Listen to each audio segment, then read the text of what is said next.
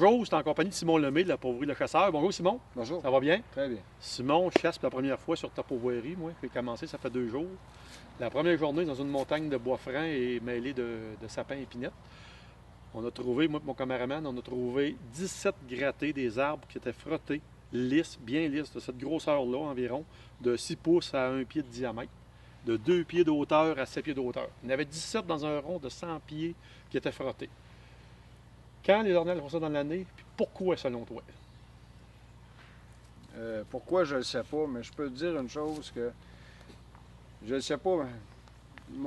Mon opinion, c'est que les frottages, là, pour commencer, les frottages, ça commence d'un tal d'onde, ça commence d'un feuillu. Après ça, c'est un peu n'importe perte de velours. Après ça, c'est comme, ils vont te rober des bouleaux, ils vont rober un peu n'importe quoi, mais dans le feuillu, principalement.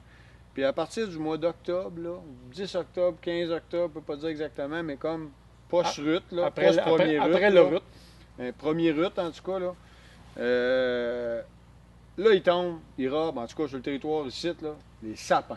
Pas une autre essence, là, sapins. Ouais. Puis là, ils vont rober des sapins gros comme ça, puis vraiment au complet. Puis tu vas remarquer qu'ils sont robés, souvent tout le tour. Tout le tour, oui. Puis on dirait qu'ils sont polis. Moi, je l'ai vu déjà, là, ils se frottent beaucoup le poil dans la sève de sapin. Puis les gros arbres que tu dis là, les 17 arbres que tu as vus, là, c'est des arbres des autres années que tu as vus. Là. Il y en avait peut-être de cette année, mais plusieurs des autres années.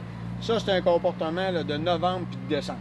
OK. Et on dirait que, l'explication, je ne me l'ai jamais fait donner, mais moi, j'associe ce comportement-là avec la sève. Parce que si tu rien de frotter, il frottera autant une épinette qu'un autre. Mais un sapin, c'est vraiment toujours des sapins. Du sapin. Puis moi, puis tu vois vraiment qu'ils sont polis, là, comme si tu avais sablé ça au dirait qu'ils ont un buffer.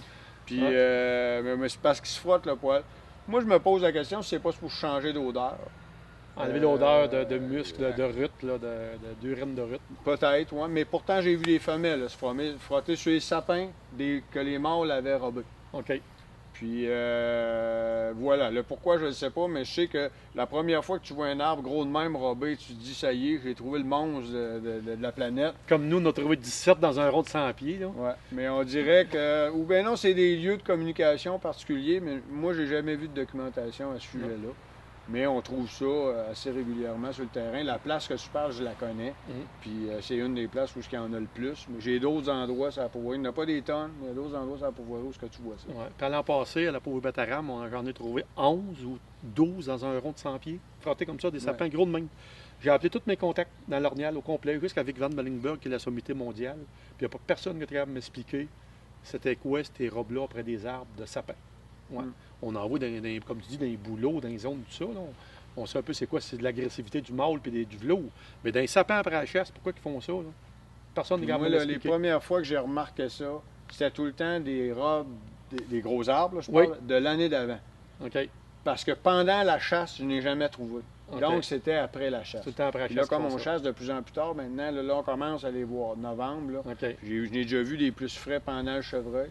Mais je te dirais que ça frotte encore plus tard que ça, là, décembre. Parce que là, aujourd'hui, on est le 27 octobre. Puis il y a 2 jours, on en a trouvé 17. Puis dans les 17, il y en avait 2 qui étaient frais de cette année. Frais de cette année. Ouais, les autres, c'est tous des vieux. Il y en avait 15 vieux, 2 frais. Ouais. Tu vois, on dirait que ça passe des sapins gros. Ça part de même, 4 pouces à 2 pieds. Oui, mais je veux dire, dans le comportement à partir de la mi-octobre jusqu'à aujourd'hui, c'est plus les sapins gros comme ça. Gros comme mon bras. Puis plus tu vas avancer, plus que ça va être des gros arbres. Ouais. Qu'est-ce qu'il y a de bizarre? Ils sont robés tout le tour. Tout le tour. Tous les arbres, les 17 sont robés tout le tour. Tu vois que c'est robé à plusieurs reprises. C'est comme un poteau de communication. Là. Je ne veux pas m'avancer, mais on dirait. Ouais. Il y a d'autres endroits quand même. Merci, Simon. Quelqu'un éclaircira le mystère. Si quelqu'un sait la réponse, de nous appeler, s'il vous plaît.